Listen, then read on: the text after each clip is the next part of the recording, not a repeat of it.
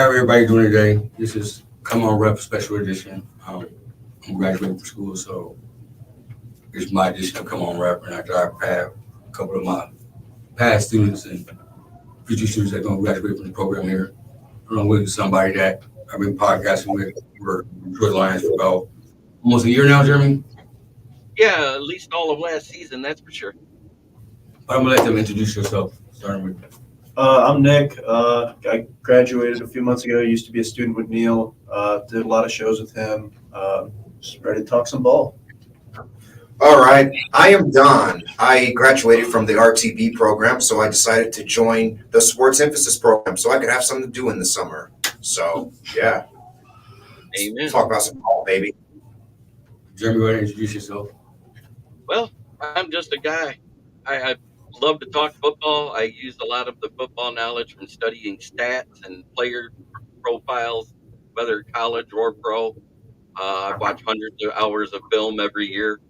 I try to do my own draft profiles. I write for the Motor City Tribune, which is owned by the South Florida Tribune. Crazy story how I got with there because I'm out of Burton, Michigan, but still, I get to do that. And I was a member of the press at the draft. And we also got a new student on her second day today. I don't know if she want to introduce herself. Hello, my name is Jeanette. I graduate this Friday from the RTB program as well, and I came back to the Sports Emphasis program because I just love sports. All right. That's what's up. Let's get into some sports then. Let's go. First, we'll have a little bit of NFL talk. NFL. All right. Jeremy, the draft was in Detroit. We had a standout record. We packed it out. How was your draft experience, man? It was a little different because being up there in the media room, unfortunately, it was on the opposite side of the One Campus Martius building from the draft stage. So in order for me to see anything, I had to go outside. But luckily, they had an exit where I didn't have to go through security. And it actually was within 300 feet of the draft stage. So I was just to the left of the draft stage and got to see a lot of cool stuff. Got to talk to a lot of amazing people. But yeah, you talk about hosting a draft. It was what, 300 plus thousand the first night, another 250,000 the second night, and we broke the record for the paid attendance through the gate by the time that Governor Whitmer came up and announced the fourth round pick for Manu. Above song go.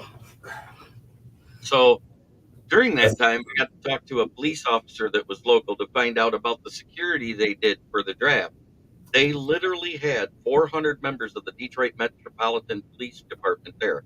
395 everybody saw because they were walking the crowd, making sure everybody was good and safe and nobody was getting out of hand.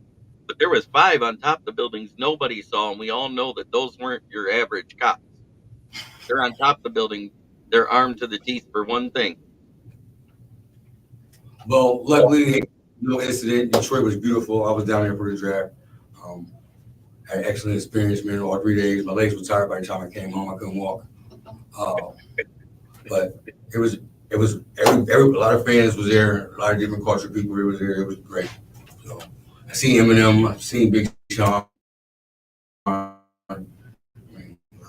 seen it all. But even though y'all went at the draft, how was y'all draft? I watched the first 2 days of it. Kept up with the third day on my phone. I don't know. The draft's kind of been different for me as a Browns fan lately because I used to get so excited about it. We used to have so many top picks. Always are picking in the top 10, top 5. We haven't had a first-round pick in 3 years now, so we had to wait a while for our first pick this year. But even though the Browns were picking in the first round, I still watched, tuned in. It was a really entertaining first round with all the quarterbacks that went really high. There wasn't that many trades this year, I noticed, which was a bit weird.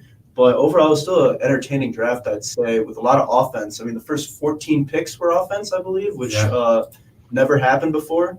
Never. So, I mean, it was definitely a very interesting draft. So Yeah, I first defensive guy off the bar. my draft experience. Well, I only tuned in about like an hour on the draft, and then I literally just stopped watching it. You don't watch American football. Yeah, Oh. exactly. I hate American football. Exactly. I hate it. Hate? Whoa. Because I just don't like it. I mean, dang. Daddy, how was your job experience, man? Man, my draft experience was a blast, man. I went to the draft. I was actually there in person. So it was pretty awesome. A lot of people, a lot of fans, great. And I was very surprised at the outcome of how many offensive players went off the board first before any defensive guys came off. First guy who came off the board as a defensive player was Leatu Latu, and that was my number one defensive player. Yep. He went off at 50. Right? Yep. Yeah, it was either 14 or 15 to the Colts. Can't remember which one it was. Yep. 15. And also, the crazy thing is Quinyon Mitchell was supposed to be first off the board, according to most of the expert mock drafts, going to the Atlanta Falcons, but they threw a monkey wrench in the entire draft, drafted Michael Penix right after they signed their expensive quarterback Kirk Cousins to $180 million with $160 guaranteed. Did you see Arthur Blake in that video? He was looking at him like, we fired. I'll tell you what, the owner did. That pick definitely changed the whole draft. I mean, almost every mock draft I saw had a defensive player going at that spot to Atlanta, whether it was a cornerback or an edge rusher like Dallas Turner. That was pretty much every mock. I don't think anyone mocked the quarterback to Atlanta. I mean, why would you after they gave $180 million to Kirk Cousins? And to me, again, it's the most surprising pick of the draft. It's the pick that changed the whole flow of the draft pretty much. And in my opinion, it's the worst pick. I mean, drafting a quarterback. Go ahead, you finish. My bad. It's the worst pick of the draft for me because this isn't like he's 24 years old already. You signed Kirk Cousins to a 4-year contract worth $180 million. You think you're going to compete next year and possibly win the NFC South. That's the whole point of signing Kirk Cousins. So to me, they need edge rushers. They were towards the bottom of the NFL in sacks last year. Dallas Turner was there for you to take on the board, or Leatu Latu, either one of them. And you pass on that for a quarterback who's going to sit for 3 or 4 years. He might not be a starter until he's 27, 28 years old. I just truly don't get it if you're from Atlanta's perspective. All right, let me comment on that because I live here in Atlanta, so I know the whole thinking behind that. After Matt Ryan retired, they had nobody. They had Desmond Walmart Ritter, no good. They had Taylor Heineke, no good, and they had Marcus Mariota. So what they did with this draft is they're setting themselves up to not only win now with Kirk, they're setting themselves up to win later with Penix, as long as Penix pans out, because they don't want to be stuck in the same position they were from in between Matt Ryan and Kirk Cousins with Desmond Ritter and Marcus Mariota. So it may not make a whole lot of sense to the outlookers, but for somebody who lives here in Atlanta, and I'm clearly a Lions fan, I'm not a Falcons fan, it makes a whole lot of sense. A whole lot of sense. I personally like the pick. Would I have done it? No, I would have took Dallas Turner or Latu. But I get their thinking behind it. I really do. I understand their thinking. To me, when you pay, I mean, you sign Kirk Cousins to a 4-year contract. Rookie contracts are 4 years. So by the time if the Kirk Cousins deal goes as expected and he's your starter for at least 3 seasons, that's probably what they would want to get out of him. Michael Penix still isn't even going to start until he's 27, 28 years old and do another contract extension by that point. So you're losing the value of having a quarterback on a rookie deal, because when you have a quarterback on a rookie deal that's your starter, that allows you to add a lot of pieces in other places. So they're not even going to be able to do that with Penix. This is one thing that y'all forgetting, though. I think they see something in Kirk Cousins. He ain't all fully healthy. Maybe that could make sense. And Kirk's deal, it was 180 and then 100 fully. Only 2 years of those are guaranteed. They can get out after that second year at virtually, I don't want to say no cost, but it'll be a lot cheaper than what they did the last time they had to get out of the They end up saving $15 million if they trade him after June 1st. If they do it before that, there is some cap that'll hook them if they try to get draft picks before the draft to trade them. So, it's a catch-22 in that third year to get rid of them. You kind of got to wait till either after June 1st or the trade deadline for a team that had an injured quarterback. Yep. That's what I'm getting at. And they're also Well- banking on Kirk to stay healthy. Kirk's Right. what, 34, 35? He's 33, going to be 34 by the end of the season. Yes. Coming off an Achilles, man, that's a high gamble to take. Very high gamble to take. It is, but if you think it's that much of a risk, then why give him 180 million in the first place if he's that much of a risk? I mean, Because he got one of the best agents. Kirk always getting that. he bag, does. yo. He does always get paid. And Shout out to Kirk's agent, bro. He Yeah, I mean, gets that man paid. He got that man paid. The only guy that's going to make more than him by the end of his career is Pat Mahomes at this point. True. Yeah. Because Pat Mahomes is right there with him. It's Kirk Cousins, Pat Mahomes, Tom Brady. That's the top 3 paid quarterbacks for total value in the league. That's been here 2 years. Look at your next subject right here. I'm asking my fellow classmates first. Who your team picked in the draft and which who you like the most? I mean, as a Browns fan, I mean, we again didn't pick till 54. We ended up taking Michael Hall, and I do love that pick. I love adding a young, athletic defensive tackle who can get after the quarterback. I also am an Ohio State fan, so I mean, it's it's almost best case scenario. Whenever I love when the Browns draft a state guy, but Michael Hall, I like the pick. He's an athletic guy. He can get after the quarterback. I shouldn't do that. Jeremy, I still owe you $50. I see Jeremy's reaction like this I'm time. Camp as a Michigan fan, I'm good. Hey, well, the Browns, they also got a Michigan guy with their very next pick. I mean, they took Zach Zinter in the 3rd round. I love that. That's my favorite pick that they made was the Zach Zinter pick. I mean, if he didn't break his leg, he probably goes a lot earlier than 85. If he didn't, that injury he had against Ohio State looked brutal. Hopefully he's able to come back from that because I think if he does, he's going to be a solid starter in this league for a long time. The crazy thing about Zach Zinter, if you remember, he broke that, in the conference championship game? It was against Ohio State. It was against Ohio State. Against Ohio State. Okay. Yep. He was walking out there with his teammates with a brace on at the national championship game. That's a testament to how tough that dude is. You break your leg, and you're walking 6 weeks later. I thought I heard a report that he may be ready for camp. There's a possibility if everything goes right in his rehab, Boy, Rambo. he could be there for the training camp for the Browns. It's a great pick. Don't get me wrong, but you want to know, quietly, even though it's not going to help this year, one of the steals of the draft happened with our Lions with our last pick in the draft.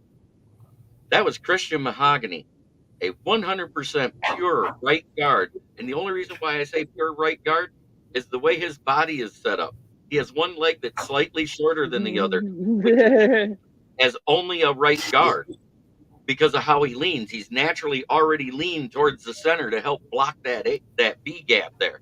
So that's a great pick because we all know Zietler is a 1-year guy.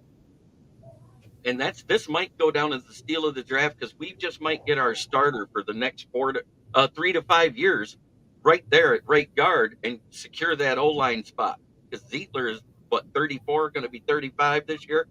You know he probably isn't going to play much longer at that age and he's been very durable, which is kind of rare. You know, in the last 3 years, he missed 2 games, and that was with the Giants. Yeah, that's right. Yeah, because he was fully healthy in Baltimore. Fully healthy in Baltimore. Danny, who was your favorite pick at the draft for our Detroit Lions? Well, they took a guy from my biggest enemy, like my biggest rival schools. They took Terrion Arthur out of Alabama. It's weird because my favorite pro team has taken players from my second most hated college team in Alabama. You know, we're turning into the Detroit Crimson Tide over here. But not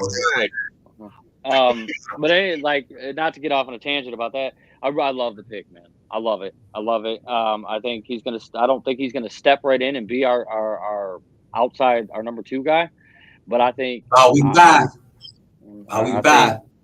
I think he's gonna be a dog, and I really like the pick. And the fact that we were able to get him, that when 99% of most Lions fans thought we had no chance at either one of these corners. To be honest, I'm right there with you, Jeremy. No chance. We were I more love it. Dennis Rakestraw than Arnold because of how they expected the early part of the draft to go. And I really didn't want Ennis Rakestraw in the first round because there are some flaws to his game. Mhm. In the second round, as a depth piece to be either the CB3 or the CB4 on this roster, I love it because that allows him to develop into that CB2 while Arnold is possibly going to develop into our CB1. He remind me of CJ. You talk a lot, and he can't catch the ball. Like, Because if if you watch, what he loses out on is stronger wide receivers beat by double moves. But every corner in college gets beat by double moves. Don't take that as a huge negative, but it is a negative, and that's because he has stiff hips and he doesn't have great change of direction. They do both have better inline speed than their 40 times. If you actually go look at the fastest GPS clock speeds, they rank in the top 10 in corners. Mhm. And Ennis Rakestraw is actually just a touch faster than Arnold. He was clocked at 22.3 miles per hour, and Terrion Arnold was clocked at 21.8. So that does not equate to a 4.5, 4.6 40 time. No way, no how. No matter how you look at it, you can't run that slow of a 40 time. Just some people are better in pads with the ball in their hands or playing ball than they are in the pajama Olympics of the combine. Daddy, remember what we used to call it, Jeremy? The encyclopedia. That boy know everything, every time we Yeah. real, man. I do my research. What was I going to say? I like the fact that, Terrion Arnold didn't have the greatest 40 time, neither one of the corners we took. But we took a guy like that last year who did not have a great 40 time. Look how well he played for us last year. Brian Branch. Well, top 15 pick last year. I mean, pre-mock, mock draft. And he slipped to the second round because of his 40 time. And you couldn't tell he ran a slow 40 time by looking at him on the field. No. I'm with you, Jeremy. Game speed is a hell of a lot different than 40 time. See, that's why I wanted Kool-Aid. You feel me? Kool-Aid was out there running hurt too. Don't forget Kool-Aid. You feel me? That ain't great. Good 40 time. There's a big difference there. But the difference is there's actually more flaws in Kool-Aid's game than there is in Arnold's. Kool-Aid can't tackle. Yeah. That's the other thing we got. Did anybody expect the Lions to take a wide receiver this draft? If we did, it would have been day 3. It probably would have been a 7th round pick, one of those guys like Antoine Green was for us last year. Because I don't think after resigning. Whoa. Don't put that on my cousin. He ain't no bump. Let him develop, bro. Let him develop. I know. No. That you're not catching what I'm saying. I'm talking about Daddy was there, bum. I heard you. He ain't a bum. If you actually watch UNC, he was a big reason why those quarterbacks were successful while he was there. The guy was a yak god, and he actually was a good route runner. We just haven't used him. And that's because Goff has to build his trust with the young guys. You know how he is. It took him, half a season to get good with Amon-Ra St. Brown. And he's a Green. His last name's Green. That's my cousin. He's going to be good. He's 6'2". He runs a 4.39 40. He's in the exact mold, if you look body-wise, that Josh Reynolds was. He's just young and inexperienced, like Josh Reynolds was when he failed to catch that touchdown pass, which would have tied the game at the end of the Super Bowl for Jared Goff and the Rams. All right, so my next question is, we got Lions fans here, and we do got Browns fans here. What could have been just a great way to go into halftime, to walk away with no points? Man. I do think this is a tough question. I mean, last year the Browns won 11 games, Lions won 12. Again, if you think about it, though, the Browns, they had almost half their salary. They won 14 games. In regular season. But give us our respect. I'm going on regular season record here. But the Browns obviously had so many injuries last year, and no one expected them to win 11 games. I think this season the Browns are going to have a really, really strong regular season. I think the Browns are going to win probably about a similar amount of games. 11, 12 wins is what I would probably say for the Browns this year. I think the Lions are going to be right around that. So even as a Browns fan, I think I will lean Lions here. I think Lions probably win 12 or 13 games. I do also think the NFC North is slightly weaker than the AFC North. The AFC North is the strongest Whoa. division in football. Oh, Hey, 4 teams at over 500. We had 4 teams over 500 in the AFC North last year. hey, y'all did get, they got Derrick Henry over there now and everything. I mean, the Steelers are better at quarterback. The Bengals get Joe Burrow back. Ravens add Derrick I just feel Henry. it's better at quarterback. They got Russell Wilson. You take Russell Wilson, who played worse than Kenny He's- Pickett. No, Be better than Pickett. he's not worse than Kenny Pickett. Kenny Pickett was a bum. Was Kenny statistically Pickett last. was. Kenny Pickett threw 7 touchdowns last season and started like 13 games. Kenny Pickett was awful. So, I mean, any sort of upgrade for the Steelers. And the Steelers still somehow won 10 games last year with that Mike Tomlin. play. So, the Steelers, no matter what, are going to be over 500. The Bengals they have to be better with getting Joe Burrow back, and they beefed up their offensive line. The Browns get their whole team back off IR from last season. It's going to be an insane division this year. Again, I think in the NFC North, I don't think Minnesota is going to be a real contender this year. I think they're going to be below 5. I think they're the weakest team right now in that division. I do think Green Bay is going to be really good. I think Chicago is going to be much improved. You said that on my last show. You think Green Bay going to be good. Green Bay is going to be good. Green Bay is a very good team. Jordan Love's a really good player. Chicago, I do think the Chicago hype train is getting a little too high. Like, I like Chicago. I think they're going to be good, but I don't think they're going to be a playoff team year one of Caleb Williams. So I think the NFC North is a little bit better of a division, a little bit worse of a division than the AFC North. So for part of that's part of the reason why I am going to go Lions to win more games than the Browns this year. Although I do think both teams will have 10-plus wins and be in the playoffs. At the same time, you also forget we lost a D tackle, a starting D tackle, both starting corners at one point. We lost our main guy we signed to be our vet leader in the secondary in CJ GJ, and yet still managed to go 12-5. When you lose a third of your starters on defense and you still go 12-5, you must have some pretty good talent and depth on the team. And we took all of that talent that was bloated and overpaid, and they're gone finally. There is not one remnant of the Quintrasha era left on this team. Hey, but they still have a hard as I agree. What the Lions did last year is extremely, extremely impressive. Definitely. I just think with the Browns, the Browns used 4 different quarterbacks last year and won 11 games. They lost Nick Chubb at running back. They lost. I mean, yeah, he might. I don't know. Hopefully, we still don't know if he'll be the same. If he ever will be the same, I honestly don't know if he will. And they also lost. They lost their top 3 tackles last year. DeJuan Jones ended up getting hurt by the end of the year. Jack Conklin, Jedrick Wills both had season-ending injuries. So the Browns had over 50% of their offensive salary cap on IR last year, and still were able to win 11 games. I think with those guys coming back in the second year now with Jim Schwartz as the defensive coordinator, they're only going to get more comfortable in his system. I think the Browns are going to be. I think they're going to have a great regular season this year. I would expect 11 or 12 wins. And you'll get Jameis Wilson. Yeah, and we have I think Jameis Winston's a great backup option in case Deshaun either struggles or gets hurt again. I'll say keep healthy. You mean when Deshaun struggles and hurts again? Because we haven't seen him look like Deshaun Watson from the Texans yet. Yeah, we don't know. He's a big unknown at this point. It's a huge question mark for sure. It is, and I'm not trying to throw shade on that.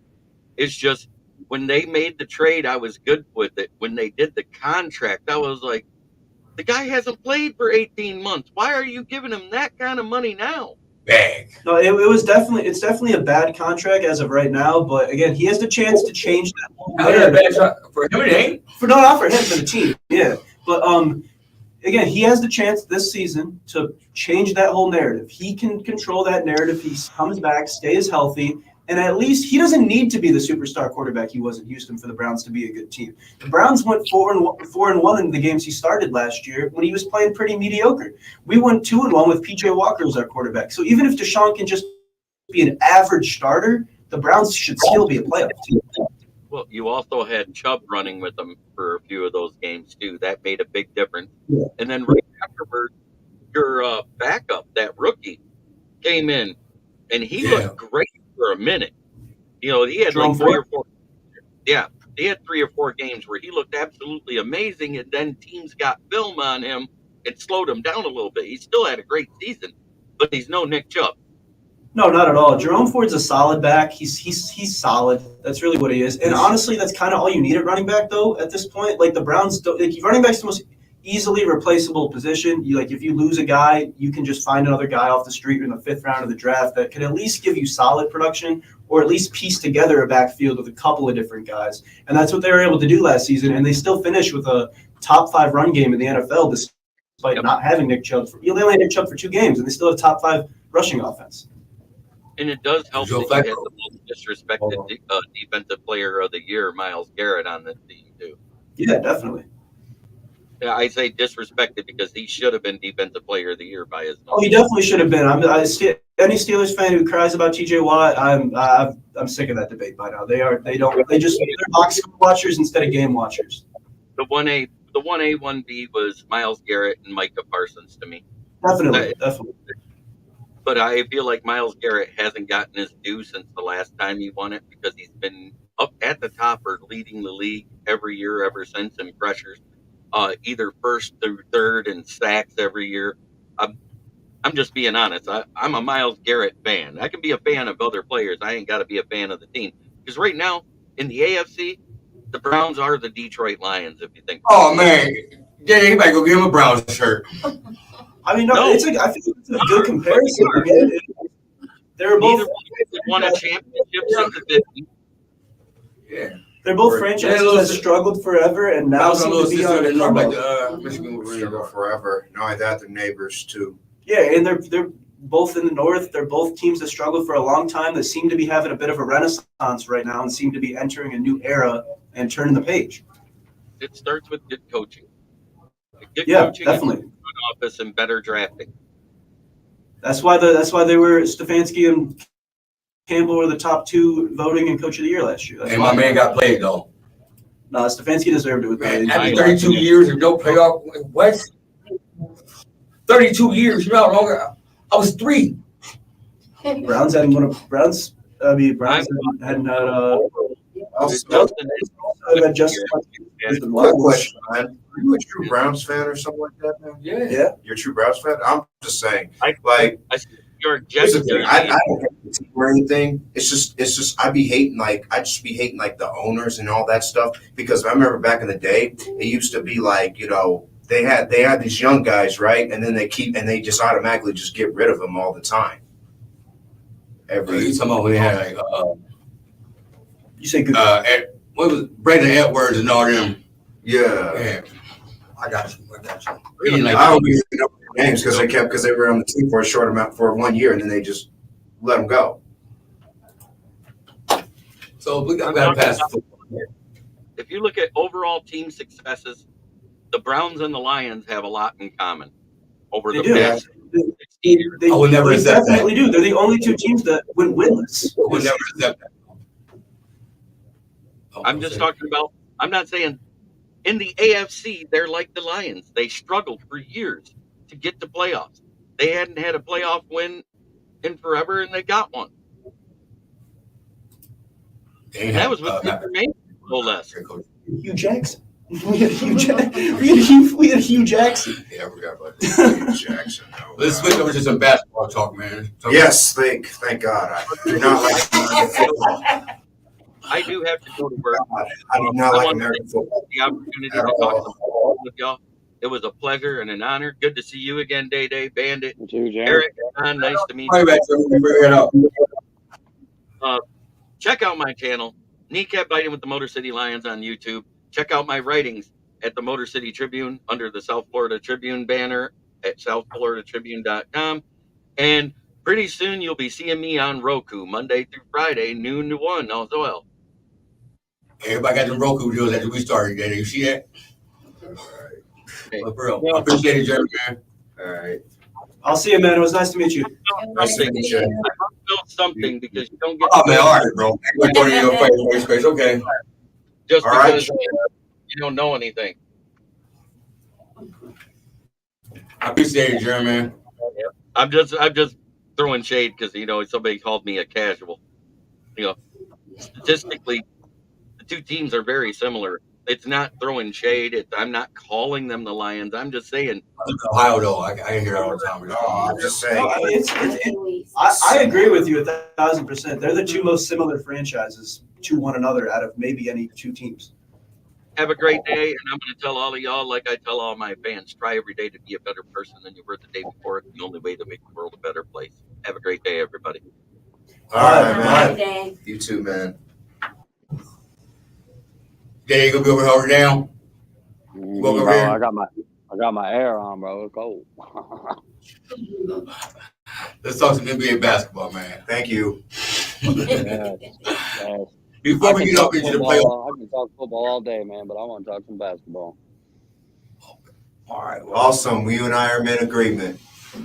So, all right. Well, before we get into the playoffs, round two, let's talk about the teams that went home, man. Season's over, man. You had the Bucks went home, Sixers went home, Miami went home, Pelicans, Orlando. Who was the team that was your biggest surprise that went home in the first round? Biggest surprise that went home, honestly, to me, it might be the Philadelphia 76ers, because none of the other series were that surprising to me. I kind of thought, I thought the West went about as chalky as I would have thought. Like, I kind of thought all those teams would win. In the East, yeah, there weren't really many upsets in the first round this year like there were last year when you had like an 8 seed beating a 1 seed. But yeah, I mean, I thought the Sixers with a healthy Embiid back had a chance to beat the Knicks, and the series ended up being really entertaining. It was a good series, but yeah, I don't think it's a huge surprise that the Sixers lost. But if there were any surprises, I would say it's Philly losing to New York. Who, me? Well, I would have to say I'm gonna have to go with you on this one. It was really Philly losing to New York, honestly. That was your biggest upset of round one. the Bucks going home to the Pacers. The Bucks going home to the Pacers, man. They were the 3 seed compared to Indy being the 6 seed or whatever. They I think didn't have Giannis, though. They didn't have Giannis, though. Philly didn't have a healthy Embiid. Embiid was not healthy. You could see it. Yeah, he was certainly laboring. The Knicks beating Philly was not surprising. I think Knicks are the best team in the East. I think they can beat Boston. Whoa, pause. See, okay. I'm a Boston hater. I don't think Tatum has that dog in him. Tatum's not one of them, bro. Wow. It was your chest, bro. Put the bright light. Put the bright lights on Tatum and watch him fold, bro. Watch him fold. When he was in the finals a couple years ago, you Hoboken. I'm not a Hoboken. When he was in the finals a couple years ago, bro, they disappeared. That was all. Yeah, bro. Do me a favor, please. Get out of here. Gotta start that, bro. Injury excuse, bro. Everybody deals with injuries, especially in the playoffs. Game 7, bro. Listen, go ahead. But honestly, if it's not the Bucks being the biggest surprise, it was Phoenix getting swept. But like I figured Phoenix was gonna go home, but I didn't think they were gonna get swept, dude. Like I didn't expect that at all. KD don't even look like KD no more, man. Like KD. I'll tell you what. Hey, that boy Ant-Man a dog, bro. Ant-Man a dog. But yeah, Phoenix getting swept and the Bucks going home to the Pacers like they do. And Orlando losing. That wasn't too surprising. I was rooting. But it was down by 18 points. Game 7, though. I didn't think it was 18 points in game 7. Magic surprisingly went to the playoffs. Yeah. They're another one of those young teams that really surprised everybody this year. I mean, hey, I knew Paolo Banchero was a really good player, but man, him in that series really, really impressed me. I mean, I knew he was good. I didn't know he was that good. When he was against the Cavs, he was unstoppable at times. He would just pull up from mid-range. He does not miss from mid-range, almost, it seems like. Well, with Jared Allen going out, I think that helped. With Jared Allen going out, that opened it up a lot for Paolo. A lot. It definitely did, man. I think Paolo Banchero is going to be a superstar in this league, and the Magic are going to be back for a long time. They're going to be a playoff contender for the extended future as long as he's there. I would definitely say, definitely watch out for him. Definitely got to watch out for Orlando. They did shock us. They did shock me. Watch out for Orlando. Watch out for Orlando. I totally agree with that. Orlando's going to be one of these teams that's going to be sneaky good for a while. Yeah.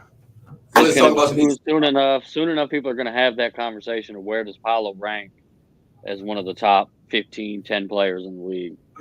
Agreed. Yeah. 15. But let's talk about Eastern Conference right now, man. Let's talk about a couple of these games, bro. We're gonna start. Let's talk about the Knicks Pacers. Knicks is leading the series right now, 1. They in New York, ain't they? Yeah. It's so game 2's tonight, I believe, for that series. Yep. 8 o'clock. 8 o'clock. The Pacers had every chance to win that game 1. That was a heartbreaking loss for Indiana in game 1 for sure. And honestly, they get a lot of people talking about the refs at the end of that game with a couple of the calls that they made. I don't think that they were like egregious calls. Like they were definitely could have gone either way. In my opinion, I don't think they were too egregious. In my opinion, that screen was a terrible call, dude. You can't call that. You can't call Really? that. Okay. The refs reviewed it too. It was like the NBA does their like report or whatever, where they say whether they come back and say whether the call was correct. They came back and said it was a correct call. So I think technically it was an illegal screen. It's just calling it in that moment is more what's ridiculous about it. Yeah, like it's the correct call, but you can't make that call in that moment. Yeah, Why not? Yeah. You can't, I mean, come on, because ref. in that moment, bro, you in that moment with the way that game was going, you gotta I'm let blowing my whistle. Well, you got to call the game how it is. Hey, Well, and that's why you're gonna get beat up by Pat Bev, bro. I wouldn't say beat up. I would say jumped. Yeah, there you go. I would have said jumped. Because you got to know your environment sometimes. I mean, if you're Right. if you're Indiana though, and you were so close to having that game and so close to taking that 1-0 series lead, you have to just be heartbroken right now, being down 1-0 because they have to win tonight. You got to steal one in New York to me if you're Indiana. And also Tyrese Halliburton needs to play better. He's their best player, and I think he only took 9 shots or something like that in game 1. Like, how do you have your best player only taking 9 shots from the field? He's your all-star. He's your face of the franchise. He needs to step up if the Pacers have a chance to win this series. But see, that's the thing about Hallie. Hallie's not really like a scorer. Like he can, obviously, but that's not him. His mindset is pass first. It is. But 9 shots is That's not acceptable from your star player in the playoffs, no matter if he's a scorer or not. That's not acceptable. I totally agree. But with the way Brunson's playing right now, dude, I think it's going to be tough for the Pacers to beat them. I got the Knicks at 7 in that one. I think this series will go 7, honestly. I think it's going to be one of the more – it's a very competitive series, as we saw in Game 1. These two teams are kind of evenly matched almost in terms of talent, in my opinion. But in terms of stylistically, they couldn't be more different. The Knicks are more of like a grinded-out defensive team. The Pacers are run in transition, put up 120 points a game type team. So that's why the contrasting styles that they have is going to make for a very entertaining series. I do think the Knicks are going to win this series, in my opinion, in 7, in my opinion. Oh, I got the Pacers winning, man. I just like this. See, the only thing that's going to hamper the Knicks, bro, is Mitchell Robinson just went out with I want to say a foot or an ankle injury, and he's out 6 to 8 weeks. So that now the only big they got on their roster that's even worth anything is Hartenstein? Yeah, Hartenstein. That's it. So that could be the one thing that could be their downfall because they don't have anybody that can match up with Miles Turner now.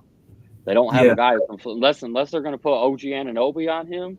But then you take OG, or if you take OG and put him on Miles Turner, that leaves Nesmith open. Siakam. Man, I keep forgetting. Talk about disappearing. He's like a little rapper too, though. They should. Ideally, if you're the Knicks, you would probably run Hartenstein on Turner. Although Hartenstein can't really go out to the perimeter and defend Turner because Turner can't shoot the 3-ball. He can. Turner's not going to put the ball on the floor and dribble. But the idea, I feel like you kind of acquired OG Anunoby to guard a guy like Pascal Siakam. Although Pascal Siakam he kind of hasn't done much.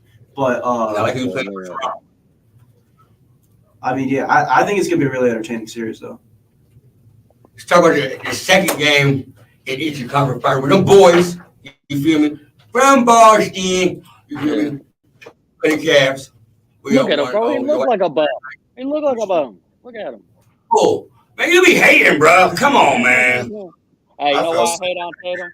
Tatum screwed me over on a couple of my parlays, so I don't really fuck with Tatum. I don't think Cleveland's going to get swept, but I think Boston's going to win it. I mean, as a Cavs fan, man, I don't really have much confidence in this team. I mean, I know we beat Orlando, but that was the bare minimum this year was to win a playoff series. I was happy we got beat Orlando. Still took 7 games. If we would have lost to Orlando, Donovan's probably requesting a trade. He still Yes. might. I mean, JB is probably fired, which he still might be. Garland's probably traded. I mean, the Cavs, Yeah, I would have been shocked. they're a very flawed team. The Cavs are a very, very flawed team. I mean, they have a ton of talent, but their roster construction is horrible, and that's why I just don't trust them. And on offense, right now, no one can get a bucket besides Donovan Mitchell. Oh my God, Donovan Mitchell is bad. the only Yeah, guy who can bad. get a bucket for this team. So again, I like Boston. I think they are the best team in the East for sure. But I think this series is going to be over in 5 or 6, to be honest. I hope the Cavs can take maybe 1 or 2 at home. That's the hope. I hope we don't get swept. But I don't have any confidence in this Cavs team really to win this series. I was happy when it went because I get to see my team play. I don't either. I do agree. I think Cleveland steals 1, and I don't think it'll be in Boston. I think they steal 1 at home. But other than that, I think Boston just writes Boston's these guys off practically the a bat. three-point shooting team. Cavs need to trade Darius Garland for a real wing. They don't have a real wing on that roster, and that's what hurts them. You ready to give up Garland? Yeah, Garland's Yeah. bad. He's been bad all season. Again, he was good. He was good a few years ago. But ever since him and Mitchell don't play well together, they just don't. They don't. They're two ball dominant guards, and that doesn't. And they're work. both 6'1". They both get attacked on defense. I mean- So not having a real wing on this roster hurts this team so much. They need to trade for. They need a guy like who's 6'7", 6'8" that can guard these guys like Tatum and Brown for them. They don't have that right now. But- Ain't nobody guard FYI. Tatum Brown. Hold on, pause. The most dominant duo in the league. You feel me? What you talking about? I Brown don't gonna jump know over. I don't know about that. Okay. I don't know. I don't know about that either. I don't know about that. Okay. Yeah. FYI, you definitely need a shooting team though. We do need a shooting team. That's why we need a wing that can shoot. Yeah. We would need a wing that can shoot, obviously, because again, another thing that's flawed about this roster is that they have 2 bigs who can't shoot when they play together, in Allen and Mobley. But here's the thing: it may look good on paper, but the fact is like, could they play together? That's the big question. It is. The Cavs, they have talent. The Cavs have talent up and down the Talent roster. It looks just good on doesn't paper. fit together at all. And the coach, JB, I don't know what he does because the Cavs never have any sort of offensive plays. They never have any sort of flow on offense. It's kind of just Donovan, go get us a bucket. And if he Hey, he can't, was then pulling we up from screw. half Or court and everything. pass the ball to Yeah, Donovan. it's- That's what I would say. Pass the ball to Donovan. It's Donovan, go make a play. That's the entire Cavs offense. Literally. That's literally like the LeBron James when he was on there. Oh, At least we had Kyrie and Hey, Kevin Love. Hey, Oh, there's a 6'7", 6'8" wing First you time. can go get. You can go get LeBron, bring him back home, man. Yeah, draft Bronny, and maybe LeBron will sign him with us. Man, every fan base says that, man. Draft Bronny, you get LeBron. not Boston fans. Western Conference. We're gonna talk about Western Conference fans. Young boy, something. I know that much. What you mean, bro? Ain't nobody worried about LeBron. His hairline worse than mine. Yo, We're yo. gonna talk about the T-Wolves, man. Oh, see what they doing in Denver? Ooh, Timberwolves. Oh my God, they lead 2-0. Man. Anthony Edwards is a different Hey. breed. I'm gonna start with you. What's up? Since I'll be talking about Denver and yelling out Murray a lot. So Bro, why Murray look like one of the Angry Bird characters, bro? Yeah, literally. Birds. talented guy, Do but you believe that T-Wolves got Denver's edge? yeah, I believe they do got the edge. Timberwolves have been really good lately, and yeah, I believe it might be for the finals. Timberwolves versus Boston. Oh, I like that one. LeBron go in. I think we're headed towards that as well. I think at this point it's either going to be. I mean, OKC though. Again, we're going to talk about them later. They look. They OKC, look great yeah, too. So I'm not going to write them off. But Yeah, I mean, this series, the start of this series has completely shocked me. I mean, I thought both these teams are kind of like evenly matched almost. I mean, Denver's the defending champs. They've looked unstoppable versus the Lakers. I think clearly Jamal Murray doesn't look healthy. He had a hip injury last round. He does not look healthy at all. I'm just kind of shocked by how Denver's just unraveled after 2 games. Like Jamal Murray's losing his mind. Mike Malone's losing his mind. Their whole team's just like unraveling almost after That's 2 what games. You had that when people win a championship. When they get there again, it's just like they're just going through emotions. They lose 2 games and their whole team seems like they've lost it, and it seems like they've almost like packed it in already in this series. And I mean, when you lose 2 at home, it is tough to come back from that, no doubt. But I mean, I do think the story more though is how good Minnesota's playing. Again, they didn't have Rudy Gobert in the last game. They still played amazing on defense. Well, They've got Karl Anthony Towns is actually good on defense now. It took him to like year 10 in the league, and now he's finally playing some defense. Well, you got to remember that Minnesota is the best defensive team in the league. They have like the best defensive rating per. Usually, you think that's because of Hey, Gobert. that's because Draymond Green brought that group together. That's what happened.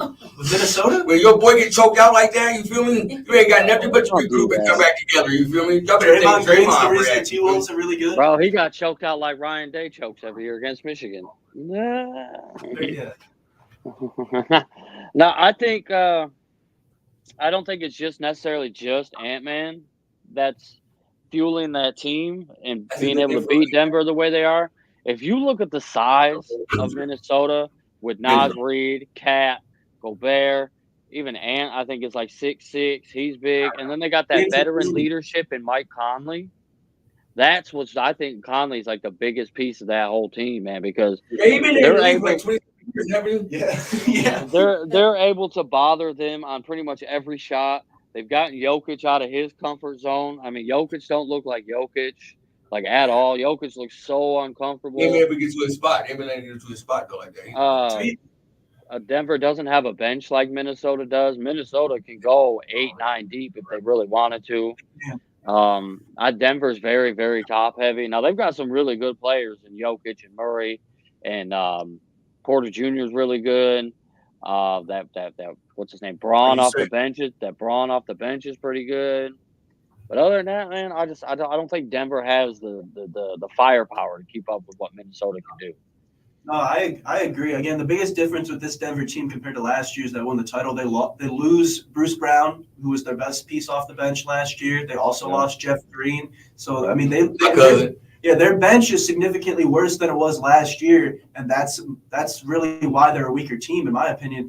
And Minnesota, the biggest thing with Minnesota to me is that every guy on that team plays with insane effort on defense. It's very hard for a team to get that because most teams, the star player doesn't usually want to play defense, or the guards sometimes will be a cone on defense. But no, every guy on that Minnesota roster plays 100% on defense. And it seems like Karl Anthony Towns used to be a guy we said didn't really try on defense. He was kind of a trash defender. Now he's legitimately playing defense at a high level, and that's part of the reason this team has taken another step, in my opinion. Is that Draymond Green effect. The old saying goes, offense sells tickets, but defense wins championships. Yep. Draymond Green locks. Bro, give up the Draymond Green. Draymond. Hey, that's my boy, man. That's your boy from Michigan State. What you mean? Draymond. I do. You're right. You just had it in your back logo. It's probably still there. Probably is too. It probably still is. Let me try it out real quick. Yeah. Yeah. My boy, Draymond Green, what you talking about? My boy. But let's talk about his other game in the Western Conference Final. Okay. Dallas. Hey. And, Dallas is, in a way, I call it the clutch team because it's always Kyrie Irving. That Kyrie Irving always coming into the clutch. It's literally the clutch team. That's why I'll say Dallas is literally the clutch team. So who you got them winning the series, Dallas or OKC? OKC. I'll do OKC, man.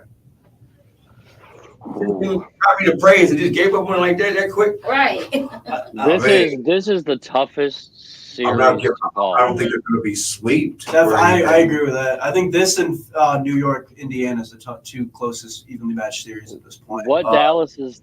Go ahead. You go. Go ahead. You go first. This series to me, I think OKC just keeps surprising me. Like I keep being like, this team's too young. They're not ready yet. They're obviously have the best record in the West. They're a stacked roster. I just think it's all pretty much their first time in the playoffs. Pretty much the whole team. I know Shea was in it as a rookie with the Clippers, but he wasn't like a main guy on that team at all. This is really their first playoff experience, and they just keep dominating teams. They dominated New Orleans. They dominated Game 1. I thought this series was going to be a 7-game series with maybe Dallas getting the edge because. Again, Dallas is the best. I guess this might be a hot take to some people because Shea's going to end up top 3 in MVP along with Luka. I don't know if some people are calling Shea the best player in this series, but I can't put him ahead of Luka yet. So I think Dallas having the best player. Luka ain't better than Kyrie. No, Luka's the best player in the series in my opinion. That's why I was going to. So disrespectful. I think Luka's the best player in the series, and that's why I was going to pick Dallas to win. But after seeing Game 1 last night, my opinion has definitely shifted a bit to where I think I just keep underestimating OKC, and I'm done doing that. I'm not underestimating OKC anymore. They have a chance. They have just as good of a chance to go to the finals as any of the remaining teams in the West. That's the new young bloods getting in there, not scared of these old men. We don't care if we friends or not. We got that. You feel me? You know what Dallas's downfall is going to be? It's going to be Luka. Is what's going to cause. Because listen, I watched the game last night. Freaky. And for as great a passer as Luka is, or everybody says he is, Buddy would not pass the ball last night. He was double teamed at one point. And he was still trying to get a shot off. Luka's trying to play hero ball right now, and he doesn't need to because he's not used to having his Robin, Kyrie. If Luka learns to when to pass the ball and not try to, I'm going to wait till the last minute to pass the ball, then Dallas can run away with this series. But as long as Luka keeps playing the way Luka's playing and taking these terrible shots he's taking, ball hogging to a certain point, OKC can run away with this. I really do. I think this series obviously is going to – all games depend on your star player. But I think if Luka doesn't change the way he's been playing, he even played like this in the last series against the Clippers. He played like that. Luka is playing not good playoff ball right now.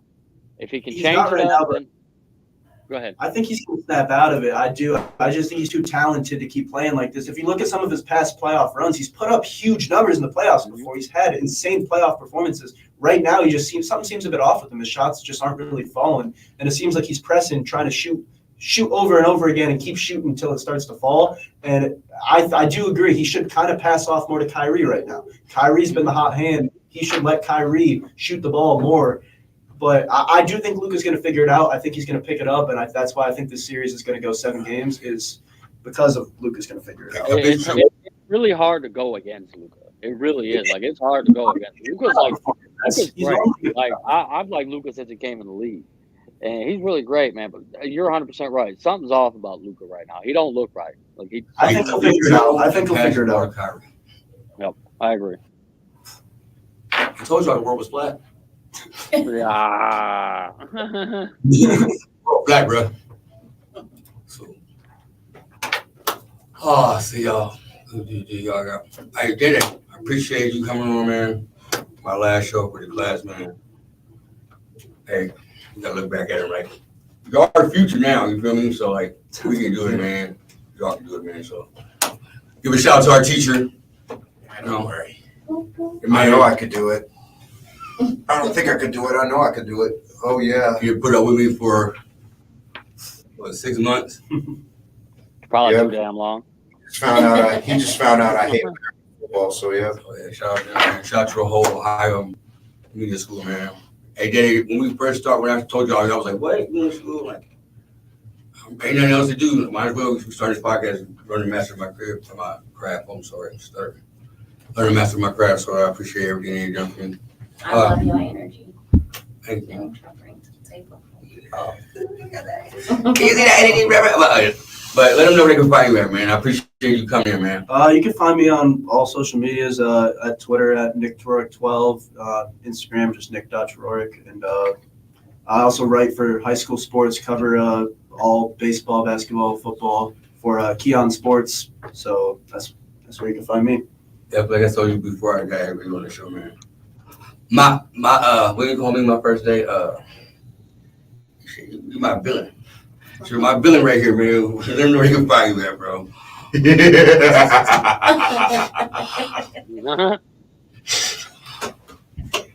Yeah, I'm a villain, all right.